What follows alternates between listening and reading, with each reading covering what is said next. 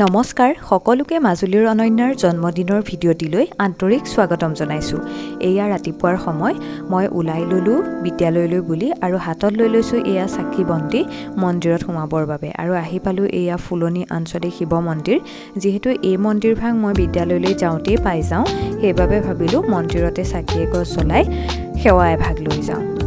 সেইবুলি এয়া মা দেউতা আৰু নিজৰ লগতে সকলোৰে কুশল মংগল কামনা কৰি মহাদেৱৰ ওচৰত সেৱা ল'লোঁ আৰু পুনৰ আগবাঢ়িলোঁ বিদ্যালয়লৈ বুলি। আৰু এয়া আহি পালোঁ মই বিদ্যালয়ত। স্কুটিতে এয়া মই বস্তুখিনি লৈ আহিছোঁ আৰু আমাৰ মইনাহঁতে মোক অকণমান ভিতৰলৈ লৈ যোৱাত সহায় কৰি দিলে।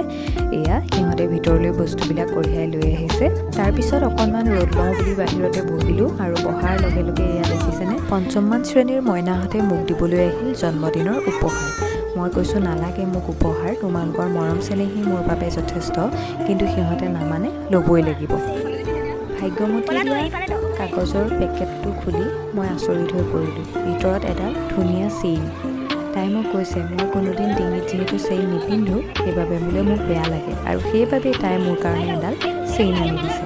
আৰু এয়া দেখিছেনে লগে লগে মোক পিন্ধাটো সহায় কৰি দিছে। তাৰপিছত আকৌ আহিল নহয় কমান প্ৰথমানৰ পৰা আৰম্ভ কৰি তৃতীয় চতুৰ্থ শ্ৰেণীলৈকে আটাইকেইটা, সিহঁতেও বোলে মোৰ কাৰণে উপহাৰ লৈ আহিছে। নাজানো কেনেকৈনো গম পালে আজি মোৰ জন্মদিন বুলি, যিহেতু মই সিহঁতক কোৱাই নাছিলোঁ মোৰ জন্মদিনৰ কথা, কিন্তু সিহঁতে কেনেবাকৈ গম পাই মোৰ বাবে এয়া উপহাৰ লৈ আহিছে। সকলোলৈকে মোৰ ফালৰ পৰা বহুত মৰম, তোমালোক কুশলে থকা মইনাহঁত। আৰু এয়া পঞ্চম শ্ৰেণীৰ আটাইকেইজনী ছোৱালীয়ে মোক চেইনডাল পিন্ধাত সহায় কৰি দিছে। এই মুহূৰ্তখিনি সঁচাই বৰ আৱেগিক মুহূৰ্ত, কিছু ভাল লগা কিছু দুখ লগা তেনেকুৱা অনুভূতিয়ে চুই যোৱা এক মুহূৰ্ত। সিহঁতৰ সেই মৰমবোৰে আৱেগিক কৰি তোলে আৰু সুখী হওঁ। তাৰপিছতে আকৌ জোনমণি আৰু দীপশিখাই আগবঢ়াই দিলে এযোৰ ফুলি, কেঁচা সোণ বুলি লিখা আছে ফুলিযোৰত। সিহঁতে মোৰ কাৰণে লৈ আহিছে। যিহেতু মই বিদ্যালয়লৈ ফুলিও পিন্ধি নাযাওঁ, মই চিম্পুলকৈ থাকি ভাল পাওঁ, সেইবাবে পিন্ধা নহয়। কেতিয়াবা অৱশ্যে পিন্ধোঁ। সিহঁতে কৈছে যে আপুনি কেতিয়াও চেইন আৰু ফুলি নিপিন্ধে, সেইবাবে সিহঁতে মোৰ বাবে সেই দুটা বস্তু আনি দিছে। সিহঁতে কি ভাবিছে নাজানো, কিন্তু মোৰ বহুত বেছি ভাল লাগিছে যে সিহঁতে মোৰ কথা ইমান বেছি ভাবিছে, মোক ইমান লক্ষ্য কৰে, সেইটো ভাবি মোৰ ভাল লাগিছে। আৰু এয়া দেখিছেনে, তাইকেইজনীয়ে মোক আগুৰি ফুলিযোৰ আৰু চেইনডাল পিন্ধাত সহায় কৰি দিছে। আৰু সিহঁতৰ মনত ভাল লাগিবৰ বাবে ময়ো লগে লগে সিহঁতে অনা বস্তুকেইপদ পিন্ধি লৈছোঁ। তাৰপিছতে আকৌ লংপহীয়াৰ পৰা কুলদীপ ছাৰে ফোন কৰিলে নহয়। ফোন কৰি ক'লে বোলে লংপহীয়াৰ মইনাকেইটাইও মোক চাবলৈ বিচাৰিছে ভিডিঅ' কল কৰি। এয়া সিহঁতে ভিডিঅ' কল কৰিলে আৰু আমাৰ এইফালৰ পৰা কলীয়াগাঁৱৰ পৰাও মইনাহঁতে লংপহীয়াৰ মইনাহঁতৰ সৈতে কথা পাতিলে। মোৰ লগতে সিহঁতো খুব সুখী হ'ল। বহুত দিনৰ মূৰত সিহঁতক এনেকৈ দেখি মোৰো মনটো গৈ একেবাৰে লংপহীয়া পালেগৈ। তোমালোকলৈও মোৰ ফালৰ পৰা বহুত মৰম মইনাহঁত, ভালে কুশলে থাকা। তাৰপিছতে এয়া মানুহজন আহি পালে, তেওঁ নিতু বাইদেউৰ সৈতে লগ লাগি চুজিখিনি বনালে আৰু সেইফালে আমাৰ দীপ্তি বাইদেউ আছে, তেওঁ সহায় কৰি দিছে। আৰু এইফালে আকৌ আমাৰ মইনাহঁতে অনুমাই বাইদেউৰ সৈতে সজোৱা পৰোৱা কামত লাগিছে। আমাৰ হেড ছাৰো ৰৈ থকা নাই দেই, ছাৰেও সেইখিনিত তেওঁলোকক সহায় কৰি দিছে। মই নজনাকৈয়ে আটাই মিলি মোৰ কাৰণে খুব ধুনীয়া এটা ছাৰপ্ৰাইজ প্লেন কৰিলে। আচলতে মই কেক কটাৰ কথা গমেই পোৱা নাছিলোঁ। এওঁ যিহেতু কেকটো লৈ গ'ল আৰু ভাবিলোঁ মইনাহঁতৰ সৈতেই কেকটো কাটোঁ। যিহেতু অকণমানি ল'ৰা ছোৱালীয়ে কেক বুলি ক'লে ভালেই পায়, সিহঁতে খুব বেছি ভাল পালে এই মুহূৰ্তখিনি।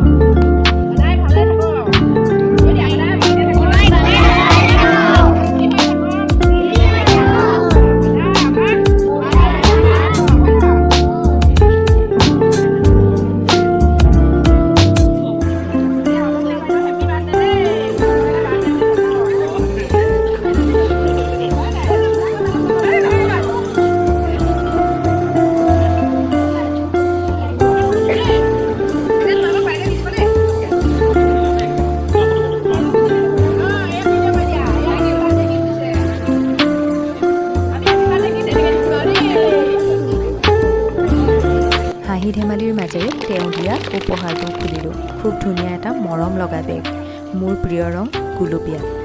ধুনীয়া উপহাৰটিৰ বাবে তোমালৈ বহুত মৰম। লগতে মোৰ সহযাত্ৰীসকললৈও বহুত বেছি ধন্যবাদ মোৰ দিনটো বিশেষ কৰি তোলাৰ বাবে।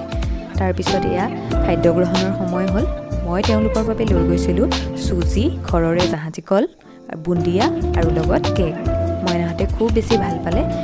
সিহঁতৰ খাই হোৱাৰ পিছত এয়া আমিও খাবলৈ বহিলোঁ।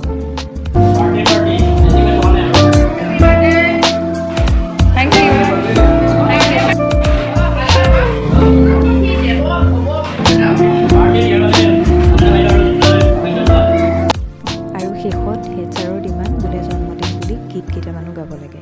এয়া মইনাহঁতৰ সৈতে মই কেইটামান গীতো গালোঁ। জন্মদিনৰ দিনটো তেনেকৈয়ে পাৰ হ'ল। যিহেতু সেইদিনা মা ঘৰত নাছিল, মামা আইতাৰ গা বেয়া বাবে যোৰহাটলৈ নিব লগা হৈছিল, সেইবাবে ঘৰত একো আয়োজন কৰা নহ'ল। আৰু কেইদিনমানৰ পিছতেই মোৰ সংগীতৰ শিক্ষাগুৰু যোগেন হাজৰিকা ছাৰ ওলাল গুৱাহাটীলৈ 16 ফেব্ৰুৱাৰী তাৰিখে। আৰু তেখেতৰ সৈতে আলোচনা কৰি এইবাৰ নিজক জন্মদিনৰ উপহাৰ হিচাপে দিলোঁ এখন হাৰমনিয়াম। আৰু সেই হাৰমনিয়ামখন ছাৰে গুৱাহাটীৰ পৰা খুব সযতনে মোক আনি দিলে। ছাৰলৈ অশেষ ধন্যবাদ আৰু কৃতজ্ঞতা জনাইছোঁ। আৰু এয়া 18 তাৰিখৰ দিনা মই মাক লগত লৈ ছাৰৰ ঘৰৰ পৰা হাৰমনিয়ামখন আনিবলৈ গ'লোঁ। ছাৰে ধুনীয়াকৈ এয়া আমাৰ সন্মুখলৈ হাৰমনিয়ামখন আনি দিছে। মোৰ বহুদিনীয়া এটা সপোন এখন হাৰমনিয়াম লোৱা, আৰু অৱশেষত সেই সপোনটোৱে এয়া পূৰ্ণতা পালে। এয়া আকৌ ছাৰৰ দেউতাক। ককাই হাৰমনিয়াম বজাব জানে বুলি মই শুনিহে আছিলোঁ, আজিলৈকে দেখা পোৱা নাছিলোঁ। সেয়ে বোলো মোৰ নতুন হাৰমনিয়ামখনতে ককাৰ হাতৰো স্পৰ্শ পৰক বুলি ককাক অকণমান বজাবলৈ গ'লোঁ। আৰু এয়া ককায়ো অকণমান বজালে। ভাল লাগিল। মোৰ হাৰমনিয়ামখনত প্ৰথমতে গুৰু আৰু তাৰপিছত অন্য এজন গুৰু ককাৰ হাতৰো স্পৰ্শ পৰিল। মই সুখী। আৰু একেবাৰে শেষত আজিৰ দিনটোৰ কেইখনমান বিশেষ ফটো ভিডিঅ'টোৰ সৈতে সংযোগ কৰি গাঁঠি থলোঁ।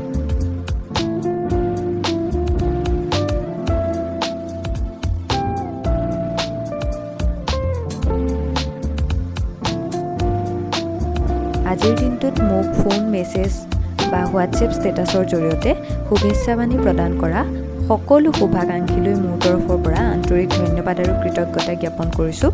সকলোৱে আশীৰ্বাদ কৰিব অনাগত দিনবোৰত যাতে সুস্বাস্থ্যৰে ভালদৰে দিনবোৰ পাৰ কৰিব পাৰোঁ। পুনৰবাৰ সকলোলৈকে আন্তৰিক ধন্যবাদ। সকলো ভালে থাকক, সুস্থ হৈ থাকক। ধন্যবাদ।